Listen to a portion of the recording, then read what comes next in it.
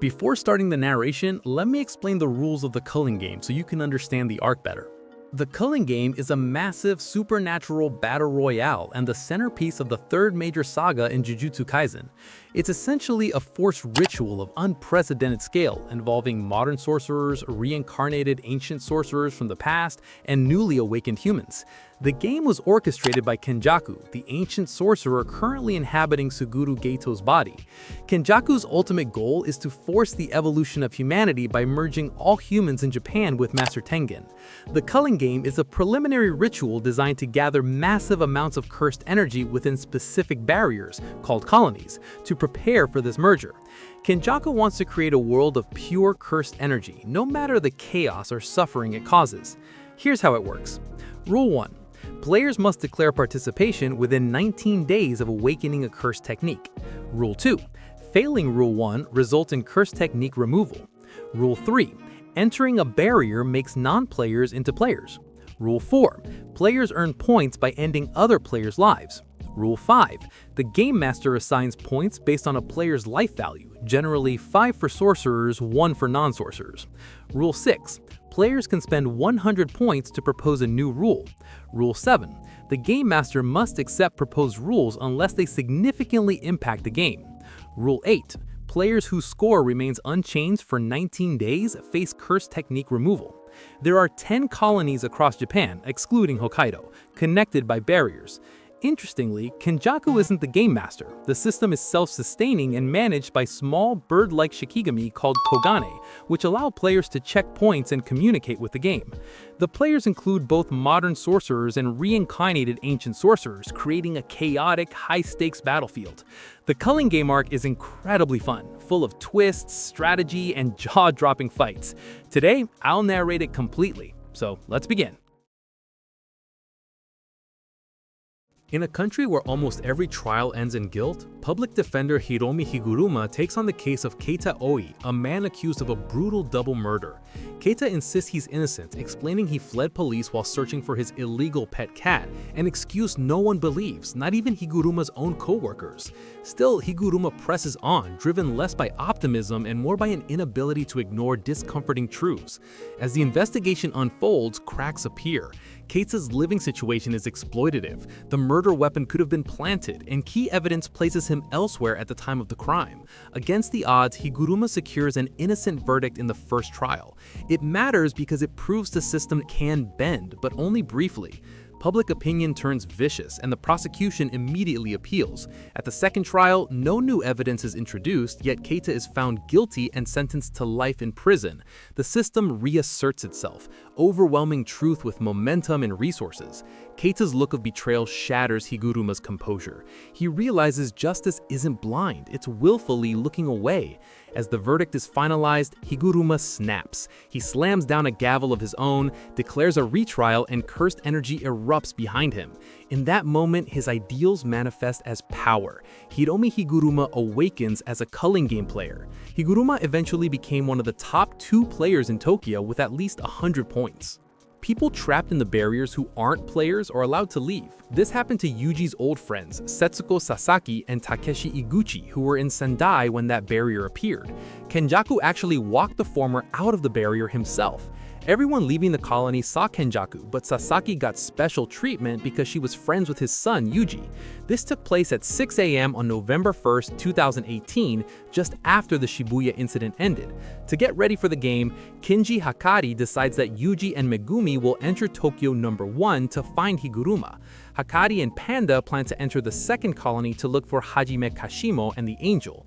On November 12, 2018, around lunchtime, Yuji, Megumi, Hakari, and Panda all officially join the Culling game. Megumi tells Yuji to watch out for bloodthirsty sorcerers as they enter the Tokyo number 1 barrier. They are immediately separated because the barrier drops players into random spots from the sky. While falling, Yuji is attacked by a player named Hanyu who uses her airplane-shaped hair to fly. Hanyu attacks Yuji by flying at high speed, smashing him through 2 skyscrapers, but he emerges mostly unharmed and ready to fight. While he calls for her partner, Yuji uses the opening to throw a cursed energy charged rock into her lower abdomen, badly bruising her and instantly defeating her. Shocked by the ease of the win, Yuji forgets to ask her about Higuruma before her partner Haba arrives. Meanwhile, Megumi fights a difficult girl named Remi and tries to ask her where Higuruma is. However, Remi is annoying and says she will only help him if he acts like her protective knight. Haba, who uses helicopter-like hair, blocks Yuji's next projectile and engages him in close combat across rooftops. Yuji lures him indoors, realizing both opponents focus their cursed energy on their hair, leaving vital areas exposed. Timing his strike carefully, Yuji smashes Haba's head with a right punch, destroying the propeller, then finishes him with a brutal left kick to the gut, and then proceeds to talk to Rin Amai, who is also from Sendai City. Remi tells Megumi that modern sorcerers have become violent after 2 weeks in the game, meaning he gave Yuji bad advice. At the same time, both Rin and Remi claim to know where Higuruma is hiding. However, Rin tells Yuji that the lawyer is in Ikebukuro, while Remi tells Megumi he is in Shinjuku. One of the boys is being tricked by a man named Reggie Star, who hoards receipts. Rin honestly takes Yuji to Higuruma's base, but Remi leads Megumi into a trap. This leads to a fight between Megumi and Reggie, where Megumi gets tired of Remi and uses Divine Dog Totality to attack them. Inside a theater, Yuji finally finds the former lawyer. Yuji asks Higuruma to use his points to add a rule that stops the players from having to kill each other. However, Higuruma is depressed and has lost faith in the law since the Keita Oi trial. Yuji thinks he can talk to Higuruma because he's a modern person who might be reasonable. However, Higuruma says no because he wants to see the Culling Games rules strictly followed. Since talking didn't work, Yuji tries to take the points by force, and Higuruma fights back with his powers. Higuruma quickly traps Yuji in a domain expansion called Deadly Sentencing. This is a non-violent courtroom domain where fighting is physically impossible. It forces Yuji to participate in the legal trial. Higuruma's power puts Yuji on trial with a spirit named Judge Man acting as the judge. Yuji is charged with underage gambling and is found guilty because Higuruma is much better at arguing law. As a punishment, Judge Man takes away Yuji's ability to use cursed energy. Higuruma opens the fight by hurling his gavel, and Yuji blocks it only to feel his arm crack under the impact. Something's wrong. Higuruma closes in, summons the gavel back to his hand, and enlarges it into a massive hammer, smashing straight through Yuji's guard and sending him flying through the courtroom seats. Yuji gets up and realizes the problem fast. He can't control his cursed energy at all. Higuruma presses the advantage. He shrinks the gavel, then swaps it between hands mid-swing, unleashing a relentless barrage meant to overwhelm in seconds. Yuji dodges on instinct, barely keeping up. When he tries to counter, Higuruma reshapes the gavel, hooks Yuji's arm, flips him, and throws him aside. Clean, efficient, merciless. Higuruma pauses only to confirm his suspicion. Confiscation didn't take a technique, it erased Yuji's cursed energy entirely. That revelation unsettles him. Yuji is fighting as a normal human and he's still standing. Recognizing the danger, Higuruma shifts the gavel into a staff and goes all out. Yuji weaves through the assault, grabs the staff and loses it when it vanishes mid-pull. He flips back, kicks a tub of water as a distraction, but Higuruma smashes through it and drops from above with a colossal mallet strike. Yuji barely survives, his body screaming under the pressure. Cornered and running out of time, Yuji thinks. Higuruma is a lawyer. This is a trial. Realizing the one rule left untouched, Yuji shouts for a retrial. The violence halts instantly as the domain resets. Higuruma acknowledges it calmly. Yuji finally understands how the court works, bringing them back to the courtroom. However, this second trial accuses Yuji of the mass murders in Shibuya. Feeling terrible about what happened, Yuji admits to the crime instead of lying. Yuji's confession gives Higuruma the death penalty, which gives Higuruma a sword that kills anyone in one hit. Higuruma reels at Yuji's confession and calls humanity weak and hollow, framing it as his bitter worldview. Then he charges. Yuji retreats through the seats, hurling chairs as distractions, forcing Higuruma to track movement instead of intent. Yuji slips behind him, throws his hoodie to blind him, and sweeps for the legs, desperate but clever. Higuruma leaps to finish it with a falling strike, then stops. He deactivates his technique. The evidence from the trial actually proves that Sukuna was the killer, not Yuji. Higuruma was always a lawyer who stood up for the innocent even when things looked bad. He has never ignored the truth, and he can't bring himself to execute an innocent person now. Higuruma lets Yuji win by turning off his powers instead of finishing the fight. Higuruma tells Yuji that the boy's honesty reminded him why he became a lawyer. Now back to his senses, Higuruma sits down to talk with Yuji. He asks Yuji why he took the blame for Sukuna, and Yuji says it happened because he wasn't strong enough. Higuruma appreciates that human vulnerability and realizes there are still people who need his help. He agrees to help Yuji by adding the new rule to the game. By talking to the game's bird-like manager, Higuruma gets the rule added. The 10th rule lets players give their points to each other. This helps with Rule 8, which kills players who don't gain points for 19 days. Higuruma gives Yuji a point so they're both safe and then prepares to leave. Yuji asks Higuruma to stay and help them finish the Culling game. However, Higuruma feels he must pay for the people he killed after his trial and wants to turn himself in. He also thinks being near Yuji would make him feel worse, so he walks away. Back with Megumi, but Reggie actually praises him. He sees that Megumi is powerful and invites him to join his team. He also asks him what he knows about the game's true purpose. Megumi gives the explanation he heard from Tengen, but Reggie thinks it is a lie or just a distraction from Kenjaku's real plan. He has 3 main reasons for believing this isn't Kenjaku's main goal: the number of players, the difference in skill levels between the players, and the rules of the game. Assuming 1,000 players were equally divided among 10 colonies, Reggie suggests that each colony of 100 players is top-heavy in regard to player skill level. Kenjaku is overseas in China meeting with government officials. Reggie is certain that Kenjaku will drop a metaphorical bomb on all the players once only the strongest ones remain. At that point, Reggie believes the Culling game will have served its purpose.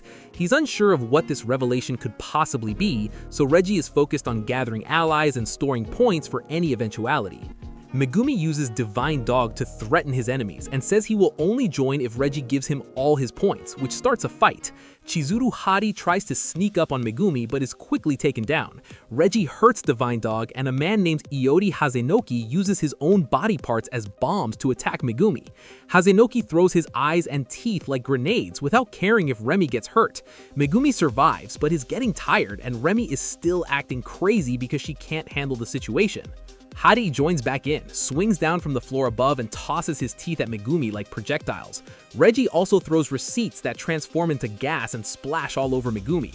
In combination with the gasoline, Hazenoki's explosives result in a massive explosion that erupts through the top of the building. Megumi gets a door that's fallen on him out of the way and tells Remy that Reggie's group will never protect her. Megumi tries to leave her behind, but Remy stabs him in the back with her hair. She desperately begs Megumi to say that he likes her and that he will protect her. Shizumu Hari, the player Megumi tossed over the side of the building, joins the fight. Suddenly, the game announces that a 10th rule has been added. It is the rule Yuji wanted, which gives Megumi the energy to keep fighting. Feeling better, Megumi, with the use of his cursed spirits, kills Hari and decides to take out anyone in his way. Remy runs away, but Reggie and Hazenoki keep chasing Megumi. Before Megumi gets hit by more explosions, a new guy jumps in and takes the blast for him.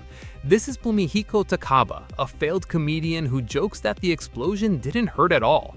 Takaba helps Megumi, even though his weird personality confuses everyone. Because he is surprisingly strong and funny, Takaba manages to lead Hazenoki away from the main fight. Megumi finally gets Reggie alone and says he has achieved his goal, so he can fight for real now. He uses different spirits like Max Elephant to stop Reggie's power, which turns receipts into real objects. Megumi is using a lot of energy and is already hurt from the bombs. Reggie uses a receive for a spa day to heal himself and thinks Megumi is out of big moves. Then Megumi runs away while Reggie follows him with a scooter, and Megumi lures Reggie into a gymnasium, a space he carefully selected to compensate for his inability to manifest a complete barrier. Reggie, maintaining that sorcerers are essentially con artists, immediately goes on the offensive. He deceives Megumi by summoning 2 speeding trucks, followed by a barrage of potted plants and knives. Bleeding and pressured by Reggie's relentless physical assault, Megumi is offered a chance to surrender his points for an easy death. Instead, he reveals his trump card, Domain Expansion Chimera Shadow Garden.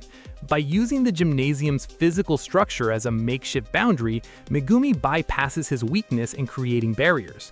Reggie counters with Hollow Wicker Basket, an anti-domain technique designed to nullify guaranteed hit attacks. However, because Megumi's domain is imperfect and lacks an imbued sure-hit function, Reggie's defense is useless. Megumi seizes the advantage, using shadow clones to pummel Reggie and Toe Chikigami to restrain him. The battle shifts into a strategic test of weight. Reggie realizes that anything submerged in Megumi's shadow must be physically carried by Megumi himself. He summons 3 cars into the shadow, forcing Megumi to bear immense G-force.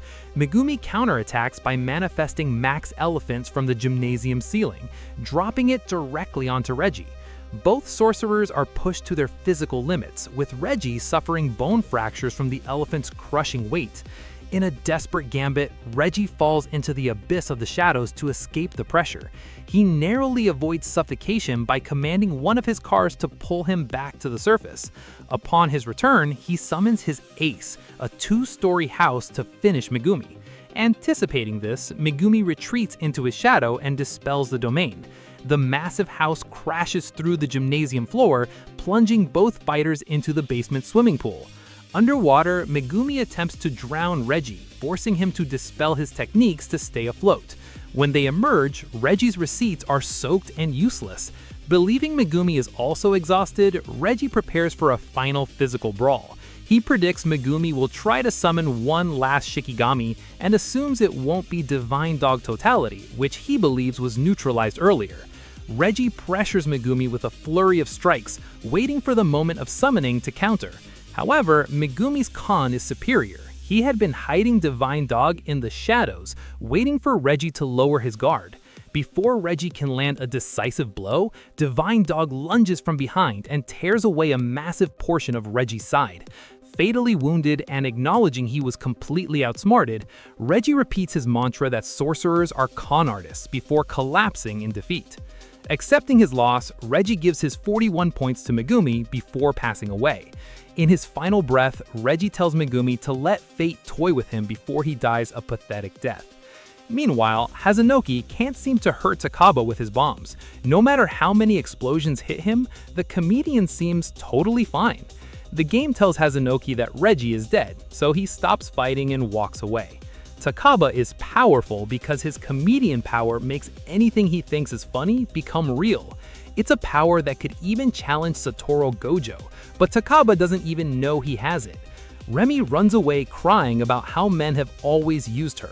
Divine Dog finds her and gets ready to attack, but the voice of Megumi's sister stops him. Megumi passes out from being tired, and then the angel, Hana Karusa, lands right next to him. The fights in the Sendai Colony got intense very quickly once the Culling game started. By day 12, the pure brutality of the matches far past what was happening in the Tokyo No. 1 colony. Because of clashing powers and egos, the area hit a stalemate between 4 top players: Dhruv Lakadawala, Takako Uro, Ryu Shigori, and Kurorushi. This standoff was broken by Yuta Okkotsu, who arrived at the colony recently as part of his friend's plan to stop the Culling game.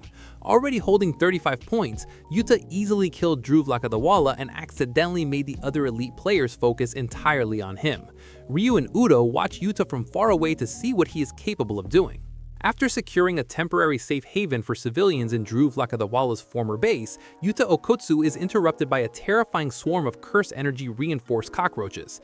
Despite Yuta's efforts to save a fleeing survivor, the swarm devours the man in seconds. When the insects target the remaining civilians, Yuta commands Rika to collapse a bridge to block their path, and then annihilates the entire swarm with a single curse energy blast wave.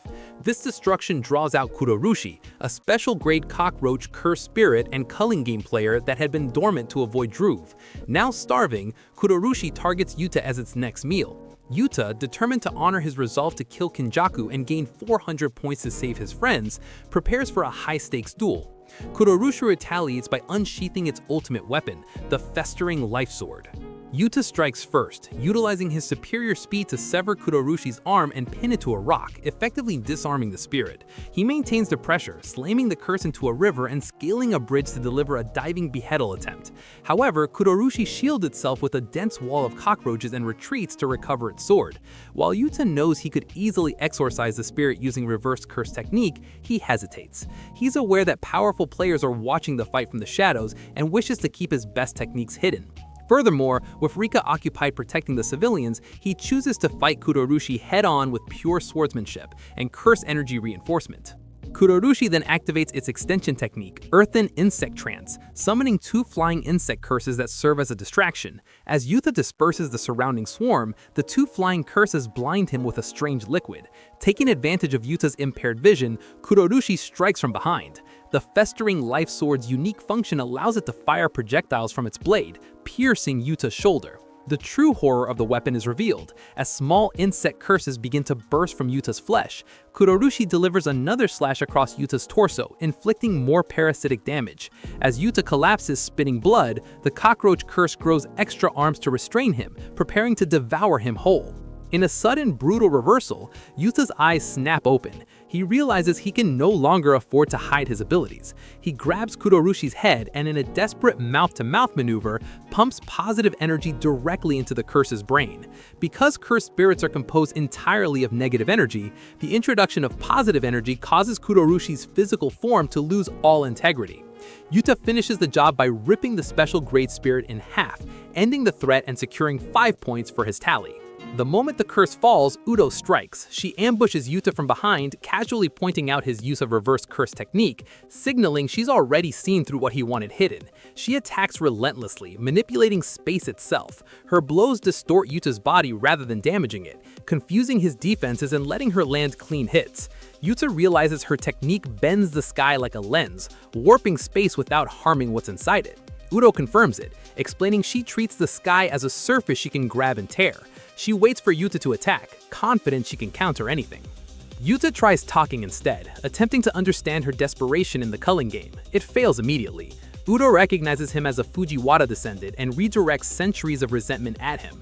Before it escalates further, Ryu interrupts with Granite Blast, leveling the area in one shot. Udo bends space to avoid it, while Yuta tanks the attack and heals through it. Ryu has revealed both his location and his overwhelming range, making him the immediate threat. Yuta charges Ryu's rooftop head-on. Ryu welcomes it, unleashing a barrage of curse energy beams. Yuta weaves through debris and explosions, appearing overwhelmed until he slips through an opening created earlier and reaches Ryu up close.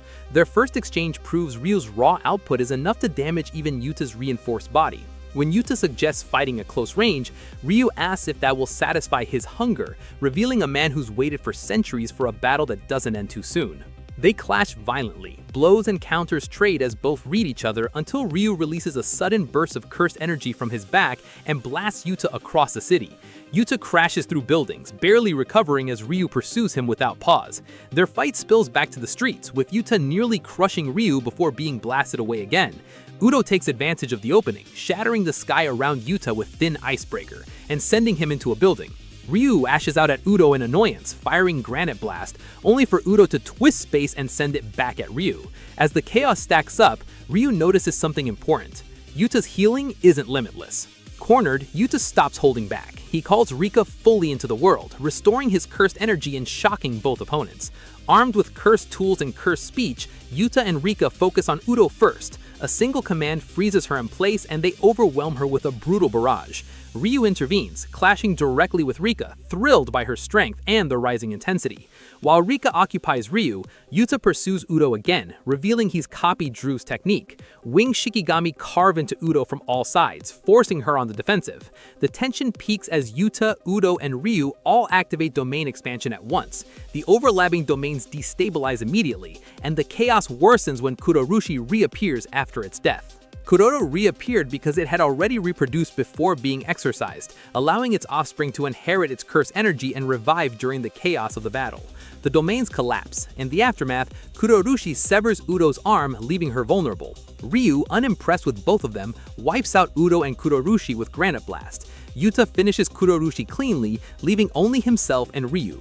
The final clash is exactly what Ryu has waited for. They charge massive cursed energy beams, and Yuta chooses not to cut it short, indulging Ryu's desire for a true, full-power exchange. Ryu's beam is overpowered, but the moment creates an opening. Using Udo's copy technique, Yuta redirects Granite Blast instead of blocking it, turning Ryu's own excess against him. Even after Rika disappears, Yuta presses on, outlasting Ryu in close combat, and eventually Granite Blast falls on himself, which Yuta redirected earlier. Ryu falls, defeated but satisfied. For the first time in 400 years, his hunger is finally full. Yuta spares both survivors, collects their points, and walks away with 190, still standing, still refusing to become the kind of calamity the Culling game demands. Udo claims Yuta soft because true greatness requires a heartless violence that destroys everything like a storm, meaning Sukuna. Kenji Hakari and Panda are separated upon entering the Tokyo No. 2 colony barrier. Hakari happens upon Charles Bernard, a young aspiring manga creator whose future aspirations have been stolen by the Culling game. Hakari agrees to ride a functioning Ferris wheel with Charles and expresses far more optimism about the future, believing things will return to normal. Charles believes that his reality has been overtaken by Jujutsu and things will never be the same. He needs a reason to participate in the killing of the Culling game and asks Hakari to bring out the requisite hatred in him. Hakari insults his passion for manga and provokes a fight between them. As the Ferris wheel spins, Charles summons G Warstaff and lunges at Hakari, thrusting the spear with deadly precision. Hakari casually dodges, hands still in his pockets, signaling both confidence and amusement. He jumps down to a nearby building and Charles follows, exchanging attacks that test each other's speed and reflexes. A kick from Hakari slides Charles backward and Charles channels his despair into cursed energy grazing Hakari's cheek. This activates G Warstaff's true power. He draws a manga panel on Hakari's chest, peering 1 second into the future. Charles anticipates Hakari's flying kick perfectly, knocking him off the small building. Recognizing Hakari has removed his hands from his pockets to talk to him, Charles explains that the more blood G Warstaff draws, the further he can see into the future. Hakari charges, testing the claim, but Charles ducks and counters, confirming the ability works. Hakari, realizing foresight depends on visibility, attacks from blind spots, landing punches that throw Charles off balance. He rotates to keep out of sight, striking with handstand kicks and blows to the abdomen, forcing Charles to adjust constantly. Hakari decides to utterly break Charles, exploiting his overconfidence and reliance on foresight. Charles boosts G Warstaff's power with more blood, seeing 2 seconds ahead, but Hakari anticipates even that. Hakari forms a hand sign and activates his domain expansion Idle Death Gamble. Charles is forced to learn the rules mid-battle, a pachinko-based domain where lining up symbols leads to a jackpot. Hakari opens with attacks, green balls bouncing off G Warstaff and red train doors closing in, but Charles adapts, analyzing the game flow. He taunts Hakari, claiming skill could overcome luck, and thrusts repeatedly. Hakari evades, conjuring gold doors and attacking from blind spots, pressing Charles into the Ricci scenario with relentless precision. Charles lands a serious blow to Hakari's abdomen as the final train appears, thinking victory is near, but the jackpot hits. Yume confirms Hakari's win. Infused with infinite cursed energy, Hakari erupts with overwhelming force, smashing through Charles's defenses and breaking G Warstaff. With a single, decisive strike, Hakari defeats the aspiring manga creator, proving that strategy, unpredictability, and luck intertwined are more than foresight alone. Panda ends up in a shipping yard after being separated from Hakari. He initially decides to try and find the angel without Hakari. Panda unfortunately stumbles upon Hajime Kashimo. Panda quickly behaves like a regular panda, but Kashimo uses his Kogane to identify Panda as a rival player, and after confirmation, their fights begin. As soon as Kogane confirms Panda is a player, Kashimo blitzes him, landing a devastating punch that sends cursed energy surging through his body, stunning him. Seizing the moment, Kashimo strikes with his staff, sending Panda crashing into a shipping crate. Panda transforms into gorilla mode, striking with unblockable drumming beat, inflicting internal damage.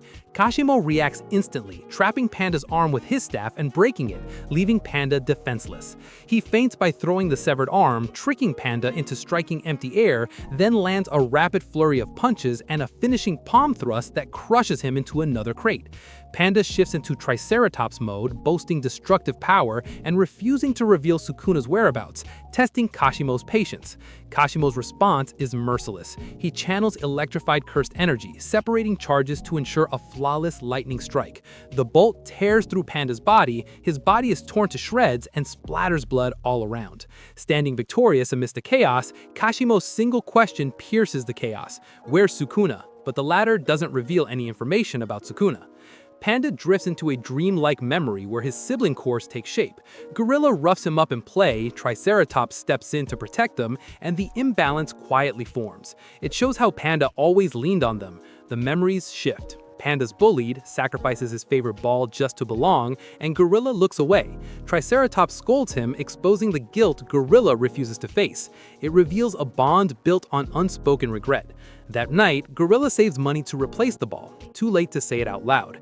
Their father arrives and takes Gorilla and Triceratops away, forcing a goodbye Panda never understands. The separation seals Panda's loneliness. Reality crashes back in. Kashimo's lightning has obliterated Panda's body, erasing both sibling cores and leaving only his head behind.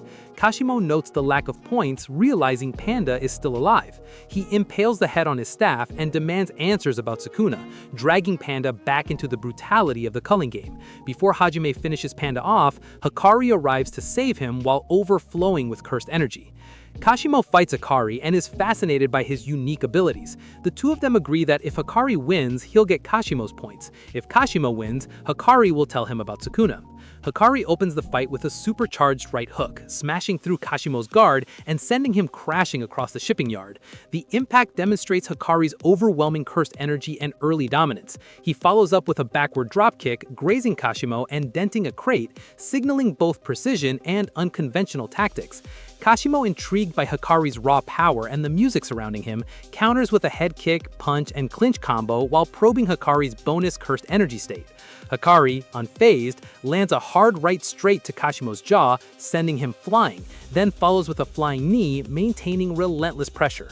Their exchange quickly escalates into a test of will and power. Hakari opens his domain as the round ends, gaining an edge in guaranteed hit probability. Kashimo grabs a leg and spins an elbow into Hakari, but Hakari slams down, creating a crater and forcing his opponent back. Kashimo retaliates with lightning, severing Hakari's left arm, yet Hakari counters with a kick to the face, surprising him again. As the bonus round ends, Hakari demonstrates the combination of reverse curse technique and unlimited cursed energy earned from hitting a previous jackpot and revives his hand. After Kashimo finally learns about Hakari's powers, Hakari activates his domain, stating he can do it over and over again as long as he hits a jackpot. In base state, Kashimo overpowers Hakari with rapid-fire punches, palm strikes, and a spinning elbow that knocks him unconscious. Hakari, unharmed thanks to his domain indicators, rewinds the sequence, undoing the damage and forcing a rematch in Richi mode. He enters his bonus round again, stacking cursed energy and fully automatic reverse curse technique, preparing for a decisive clash. Then, in a flashback, Kashimo has always been a sorcerer dissatisfied with his battles and views Hakari as a proper challenge. The only reason he agreed to Kenjaku's terms and agreed to the Culling game 400 years ago was to fight the strongest ever, Sukuna. Back in the battle, both fighters move at high speed, trading blows that flatten shipping crates. Kashimo tries to crush Hakari's head with a container door and follows with a lightning strike, but Hakari's reverse curse technique heals and expels the attack, keeping him in the fight. He traps Kashimo's right arm, spins inside his guard, and lands a deep elbow, pushing him back. Kashimo receives the charge as electrical feedback through Hakari's lower torso, sending a bolt of lightning through him just as the bonus round ends. Having dealt a fatal blow, Kashimo believes he's won and declares the fight is over. However, Hakari uses what's left of his strength to cast domain expansion once again, gambling everything on hitting a jackpot fast enough to heal himself before he dies. Kashimo doesn't think a jackpot will come quickly enough with just a 1 to 239 chance and believes Hakari's last-ditch effort is pointless. Hakari's luck proves Kashimo wrong as he immediately hits a jackpot and heals his injuries completely. Surprised once again, Kashimo admits his opponent has truly extraordinary luck. Hakari casts domain expansion over the ocean, dropping Kashimo towards the water to drain his cursed energy. Cursed spirits emerge as footing, but Hakari dismantles them with rapid, consecutive blows, finishing by kicking Kashimo into the sea. Kashimo retaliates with electrolysis-induced chlorine gas, attempting to overwhelm Hakari's reverse curse technique. Despite nearly perishing underwater, Hakari expels the toxin unconsciously, demonstrating the full strategic depth of his technique. With seconds remaining, he lands a powerful uppercut. Then, Kashimo grabs Hakari's hand and a large stream explosion occurs. Panda, now in his baby form, watches this from the side, as one of Hakari's arms fell right in front of him. Kashimo returns to the surface, drained of all his cursed energy, but he believes he's won. Hakari resurfaces as well and lands the final blow of their fight. He's missing his left arm, but Hakari is alive and he's the victor. He survived using a binding valve that sacrificed the arm Kashimo grabbed to protect the rest of his body. Hakari cuts a deal with Kashimo to work with him in exchange for fighting Sukuna. Afterwards, Hakari visits Charles again and encourages him to continue drawing manga. Momo Nishimiya finds Hakari with Charles and informs him of their new group's plans for the Culling game. On November 3rd, Noritoshi returned to the Kamo clan's main house several days late after the Shibuya incident due to the collapsed transportation system. What he returned to was not home, as the attendant did not remember him and Kenjaku was already in full control. He revealed that he had his clutches on Jujutsu High already and crushed all Noritoshi's hopes to flush out any traitors. Kenjaku didn't view Noritoshi as a threat and told him to leave the house without resorting to violence. On November 16th, Kyoto Jujutsu High students enter the colonies to relay critical information for cooperating for the Culling game to their allies. Noritoshi enters the Sakurajima Colony and meets up with Maki after she defeats the remaining players and cursed spirits. While discussing new developments to the plan, Maki and Noritosho are interrupted when an unknown curse descends into the colony. Something about the situation feels off to Maki and Noritoshi when suddenly the curse flies through the city at high speed. It targets Maki and manages to pin her down, revealing its face as none other than Naoya Zenin, who's been reincarnated as a cursed spirit. Maki is surprised to learn that her mother killed Naoya. Noritoshi fires cursed energy-infused arrows at Naoya, forcing him back while giving Maki space to maneuver safely. Noritoshi's precision shows his control over blood manipulation, while Naoya's stun from the poisonous arrows leaves him vulnerable.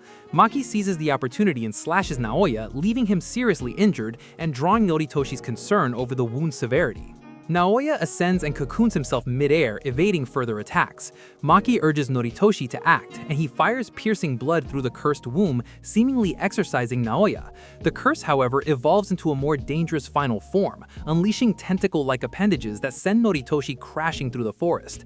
Using blood outside his body as a shield, Noritoshi narrowly avoids fatal damage. Reacting with flowing red scale, Noritoshi braces for a do-or-die assault, while Maki intercepts with a slash that halts Naoya's advance. Noritoshi restrains him with crimson binding, but Naoya rotates and breaks free, freezing the air into animation frames with projection sorcery. He destroys them with a straight punch, creating an explosion and using it as a diversion to escape across a city. Naoya accelerates to Mach 3, crashing into Maki and severely injuring her. Noritoshi intervenes, striking Naoya's tentacle arms and landing a slashing attack, expending blood at great personal risk. Naoya notes Noritoshi's extraordinary resilience, warning him of the toll his blood manipulation takes. With little hope, Noritoshi tells Maki to retreat, but she refuses, buying herself time to recover as he holds the curse at bay with a blood fence. Naoya strikes again, ramming Noritoshi and forcing him to spit blood into Naoya's inlets, temporarily halting the assault. Noritoshi uses piercing blood at point-blank range, tearing Naoya's tentacle arms while leaving his main body unharmed. Despite the setback, Naoya regrows his arms and strikes with a flurry of tentacles. Noritoshi declares his willingness to sacrifice himself for his allies, enduring the punishment to remain standing.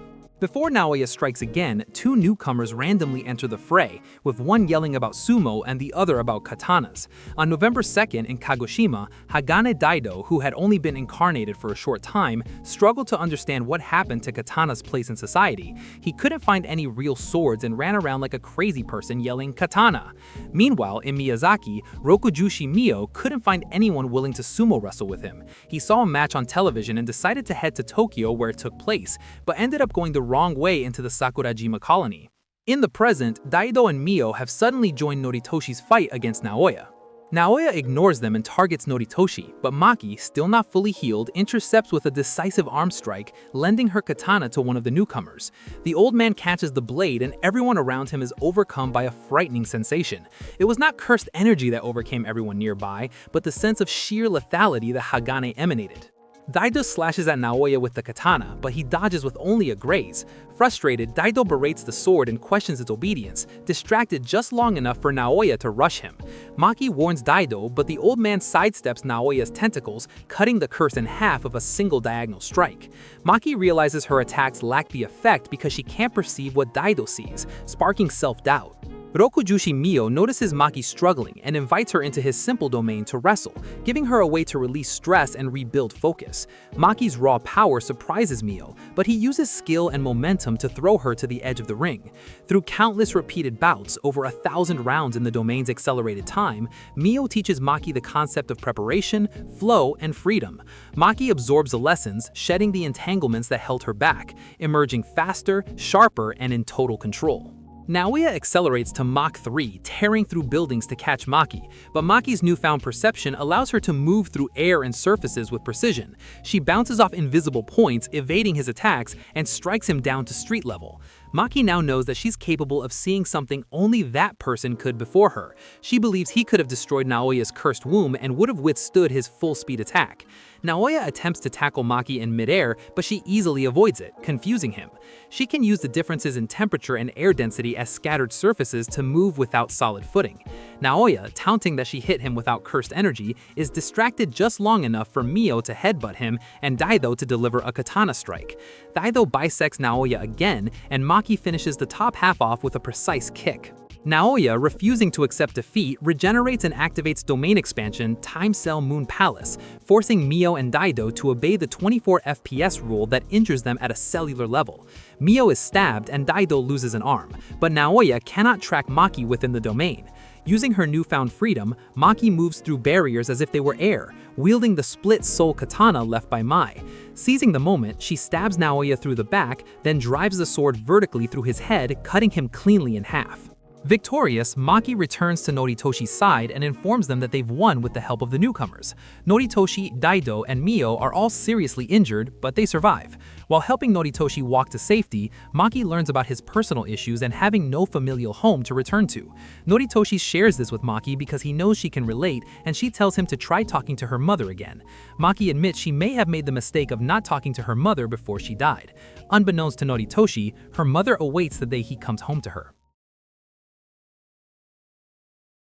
Megumi wakes up from his fight with Reggie in a hotel room 2 days later. He was rescued by Hana Kurusu, who happened to have met up with Yuji and Fumihiko around the same time. After Megumi gathers himself, Yuji reveals that their senpai gathered more than enough points to rescue Sumiki. With that objective cleared, they move on to asking about the angel. A mouth appears on Hana's face in a similar fashion to how Sukuna speaks through Yuji. The angel explains that she shares Hana's body and her goal is to wipe out all incarnated sorcerers. Megumi asks if the angel could destroy the seal on Prison Realm. While the angel's innate technique could break any seal, she has one condition: they must eliminate the sorcerer known as the Disgraced One. At the moment of the angel's request, Yuji's mind is called into Sukuna's innate domain. Sukuna reveals that he is the Disgraced One, and Yuji is immediately pulled back into reality. He uses a series of clever and clumsy non-verbal cues to communicate this to Megumi without alerting the angel. Megumi figured things were going too smoothly, and now his main concern is that Yuji will sacrifice himself. Before things progress, the angel suddenly comments on hundreds of players suddenly entering the colony. In the months before the Shibuya incident or the Culling game, Kenjaku met with numerous national governments and revealed the reality of Jujutsu sorcery to them. He presented them with the idea of capturing sorcerers with their militaries in order to study them. As Cyrus Vale of the United States Office of Energy and Environment explained, cursed energy has the potential to become the cleanest renewable resource in history. Kenjaku and Cyrus Vale pressured the president into authorizing the operation. Lieutenant General Gary K. Johnson initially believed a few battalions would be enough to accomplish their goal. Kenjaku displayed the might of a sorcerer against Johnson's soldiers and convinced him they would need hundreds of soldiers to go hunting for sorcerers, but Gary belittles him for being cowardly. Uraume suggests they put it to the test by pitting Kenjaku against the security on site at the White House. The president thinks this entire exercise is going overboard, but Gary claims they must show their strength in full.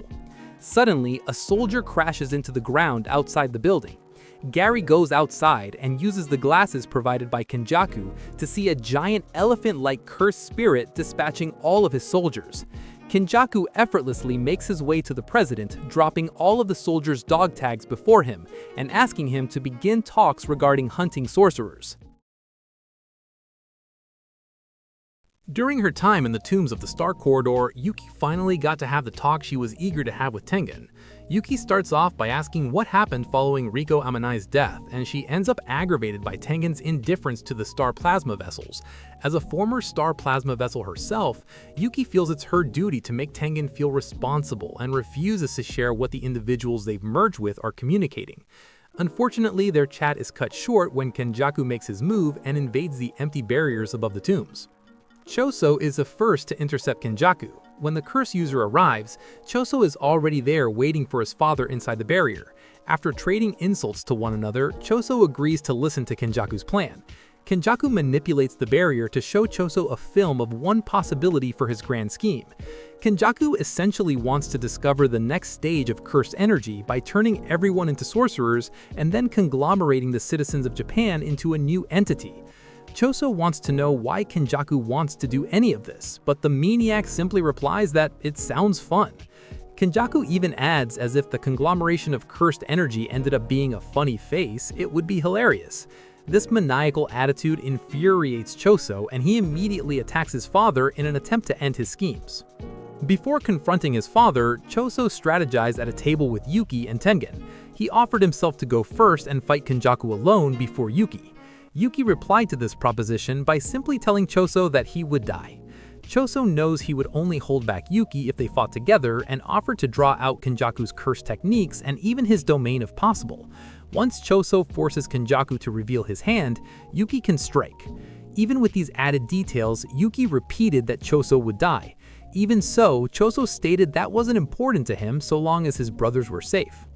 Choso immediately fires piercing blood at his father Kenjaku, who ducks under the attack and rides a cursed spirit through the air.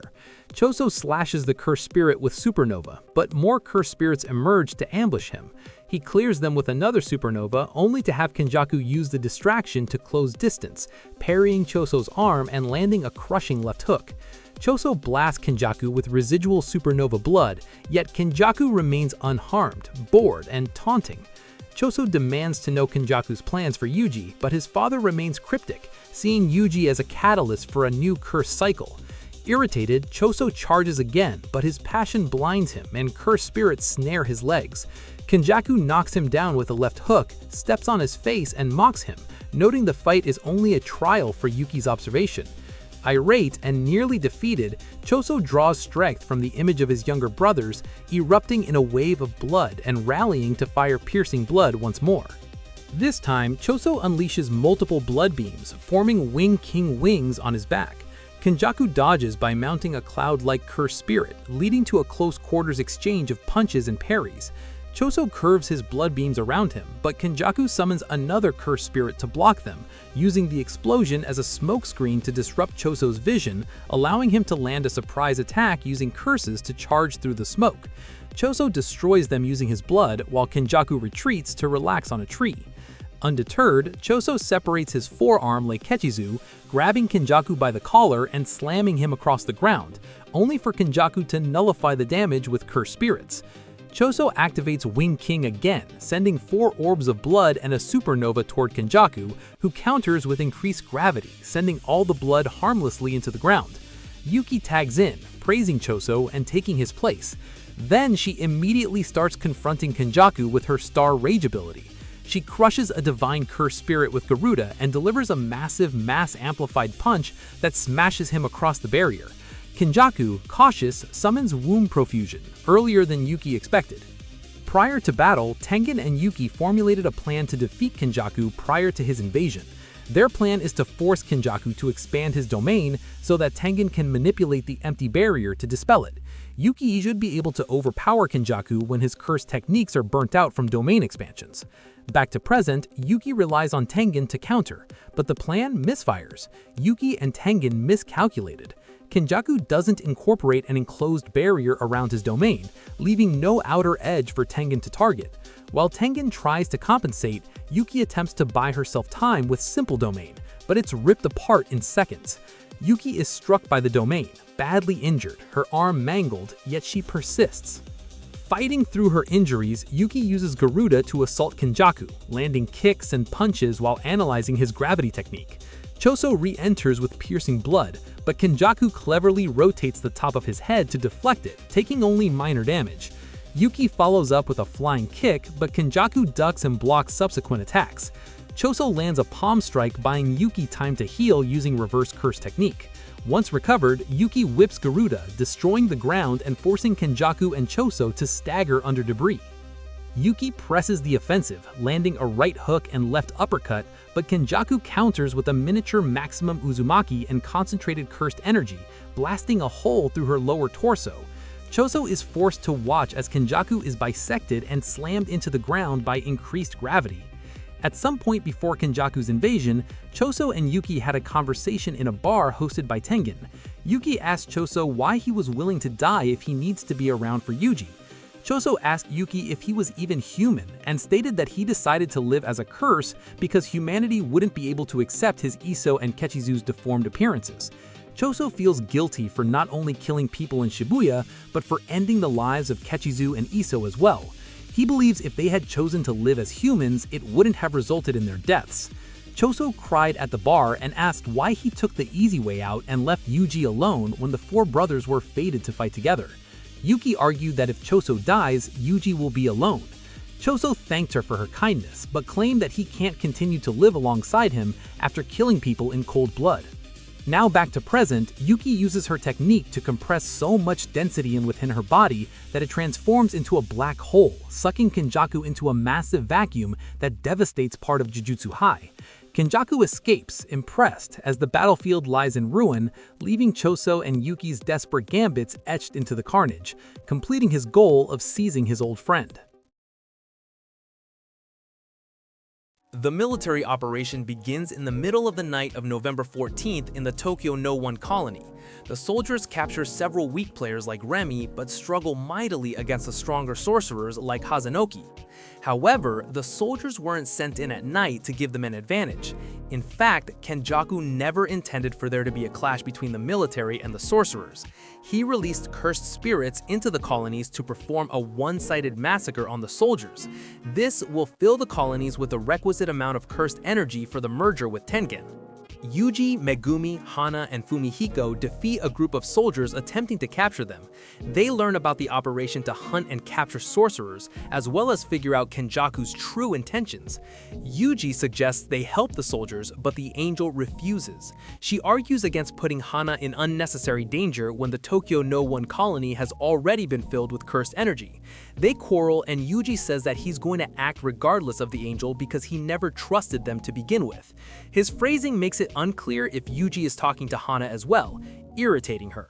Despite Yuji and the angel's comments, Hana decides to rescue the soldiers from the cursed spirits. Several years ago, Megumi saved Hana when they were young, and she always believed fate would reunite them. She wants to save people and be someone worthy of standing by his side. Megumi eventually calls Yuji out on his behavior. Yuji explains that he was afraid of Hana replacing Nobita. Hana regroups with the boys and gives Yuji a chance to apologize. The day after the military invasion, Maki rendezvous with Yuji and Megumi in the Tokyo No 1 colony. She informs them that Tengen was seized and the preparation for the great merger has been completed. Unable to do anything about this for the moment, Megumi, Maki, and Yuji focus on moving along with their plan to rescue Tsumiki. Megumi negotiates with Kogane to create a rule to lead the culling game. The negotiation ends with a new rule where 100 points can be spent to substitute a player with someone outside the colonies. Assistant Director Ijichi escorts Tsumiki to the Tokyo No 1 colony with Maki. Tsumiki enters the colony and quickly meets up with Yuji and Megumi. After quick introductions, Megumi gives Tsumiki 100 points and tells her to use them to exit the culling game. However, instead of using the points as Megumi directs, Tsumiki suddenly adds a new rule to the game, allowing entry and exit across colony borders. Megumi mistakenly assumed Tsumiki was the awakened type of player and never considered she could be an imposter. Completely taken off guard, Megumi is horrified and demands to know who this person is. Tsumiki taunts him before revealing she is a sorcerer named Yorosu from the past. She took Megumi's points because he offered them, and used them according to her desires. Yorosu expresses wants to choose the place where she'll engage Sukuna in battle. She grows insect-like wings and flies off, leaving Megumi behind without a second thought. Yuji and Hana attempt to pursue Yorosu, but Sukuna suddenly recites the phrase, "End chain." This gives Sukuna control of Yuji's body for 1 minute, a binding vow the latter was tricked into accepting after his death. Sukuna safely knocks Hana unconscious and divides his soul into one of his fingers. He tears the finger off and takes a moment to celebrate his successful gamble. The binding vow prohibits Sukuna from injuring anyone, but since he still has control over the body, this means it doesn't include self-harm. Sukuna calls Yuji a fool, and Megumi tries to initiate an exorcism ritual to summon Mahoraga in response. Sukuna disrupts Megumi's hand sign to prevent him from summoning the Shikigami and then force-feeds him the severed finger. This successfully incarnates Sukuna's soul into Megumi's body. Yuji regains control of himself only to see that Sukuna has tragically taken over his dear friend. Yuji screams his friend's name, but Sukuna lands a devastating gut punch that sends him crashing through skyscrapers. Incapacitated, Yuji lies sprawled as Maki and Takaba rush toward the commotion. Sukuna summons Nue, unleashing erratic lightning bolts to keep them at bay. From above, Hana attacks with the Angel Purifying Light, pouring cursed energy into a massive pillar that batters Sukuna. She continues the assault with cross-shaped projectiles, desperately calling for him to return Megumi. For a moment, Sukuna feigns recognition, drawing Hana in, but his monstrous form explodes, biting her arm off and hurling her from the building. Yuji, who has regained consciousness, is in full view of the assault and watches Hana presumably fall to her death. Irritated by the consecutive tragic events, Yuji angrily attacks Sukuna and they crash through a building in a clash of rage and raw strength. The King of Curses is caught off guard by Yuji's increasing strength, but isn't intimidated in the slightest. Yuji demands to know why Sukuna does nothing but spread misery, and he answers by claiming that weaklings who cling to life should spend their time trying to stifle that misery.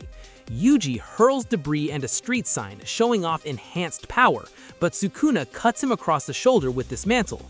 Enraged, Yuji absorbs multiple slashes, each shallow due to suppressed cursed energy, and lands a powerful right hook.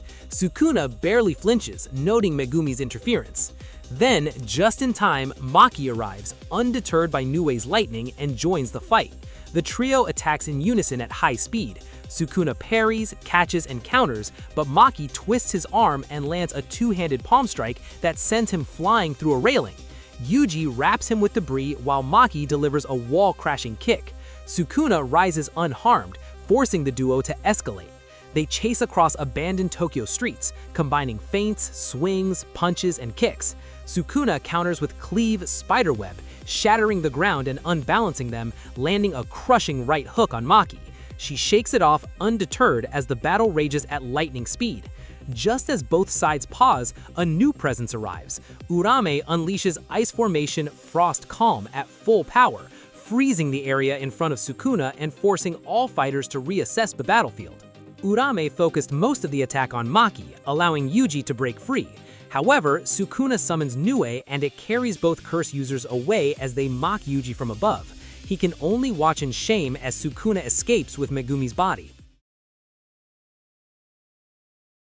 Kenjaku reflects that the Culling game must eventually end for his plan to merge humanity with Tengen to succeed. The contradiction doesn't bother him. He accepted a binding vow to dismantle what was once permanent. Uraome urges him to move faster, but Kenjaku's attention is on Sukuna, submerged in the bath. This ritual, meant to turn heirlooms into cursed tools, is repurposed to drown Megumi's soul in concentrated evil. When Sukuna emerges, Megumi's resistance is noticeably weaker. That was the point.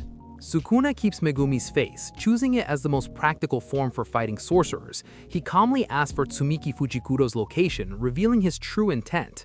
Learning that Yorozu is in the Sendai Colony, Sukuna decides to go, not out of curiosity, but to kill Tsumiki and fully erase Megumi's will.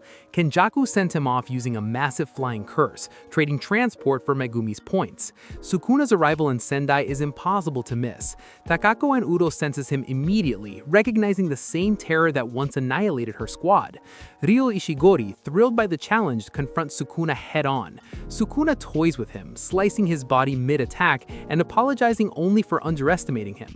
When Ryo tries to retreat and fire Granite Blast, Sukuna blitzes him and cuts his head apart in an instant. The fight ends before it truly begins. At the stadium, Sukuna meets Yorozu. She's delighted to see him again, amused by his new body and curious why he hasn't reshaped it. Their exchange is playful but sharp, two monsters recognizing each other. Yorozu attacks first, liquid metal surging forward, and the battle erupts.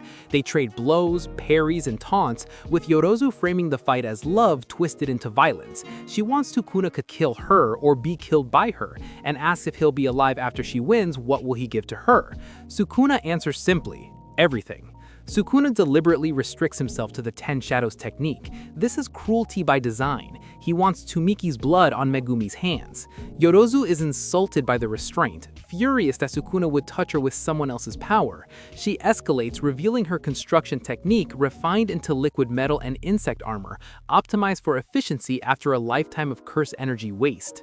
Enhanced by speed and precision, she overwhelms Sukuna briefly, battering him across the stadium. Sukuna responds by testing the true depth of 10 Shadows. He summons Shikigami in unstable forms to expand range, then shifts to fully manifested ones, Round Deer to heal and dispel attacks, Piercing Ox to crush through sheer momentum. Yorozu adapts, but each exchange costs her armor and ground. When Sukuna drops Max Elephant from above, the stadium collapses and Yorozu's defenses shatter.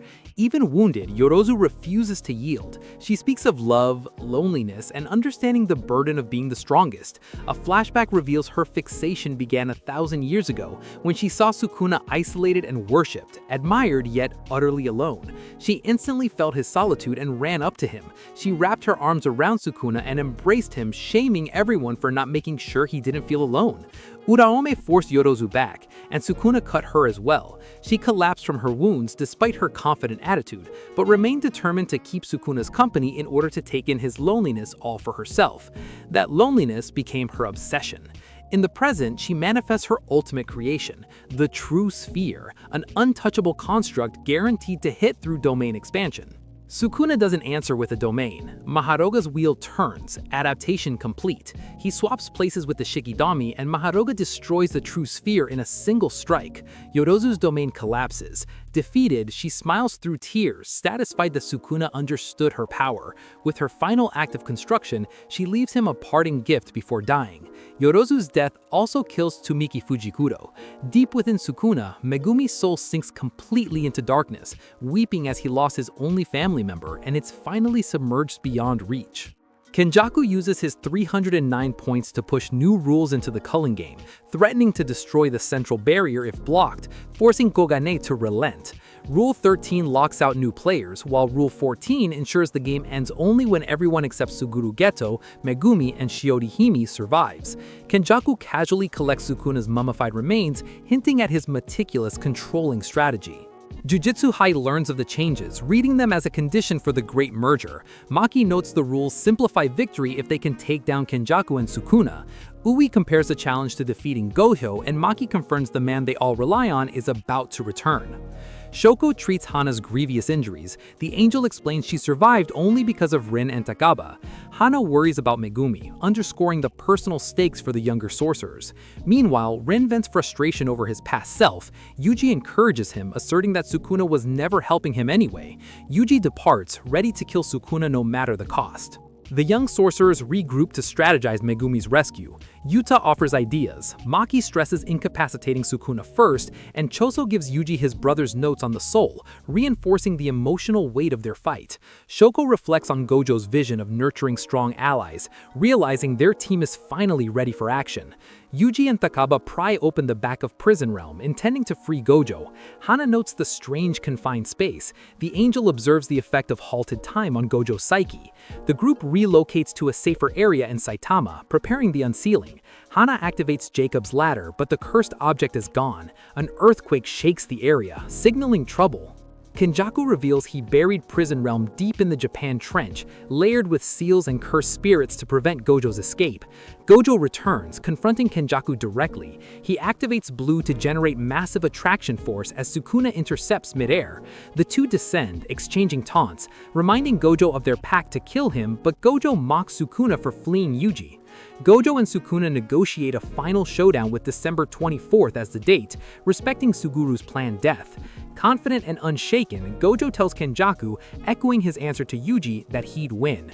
The stage is set, all pieces in motion, the Culling game and Sukuna's threat looming as Gojo returns fully prepared for his reckoning. With that, we finally wrap up the entire Culling Games arc. What a ride! Chaotic battles, shocking twists, and moments that truly test the limits of every sorcerer's strength and strategy. From Kenjaku's cunning manipulations to Yuji, Maki, Choso, and Yuki pushing themselves beyond their limits, the stakes never let up, and the scale of curse energy unleashed is simply insane. If you enjoyed this deep dive, make sure to check out my previous narrations of the first two arcs, the Itadori Extermination arc and the Perfect Preparation arc, where we explored the early foundations and setups that made the Culling Games possible. Thanks for watching.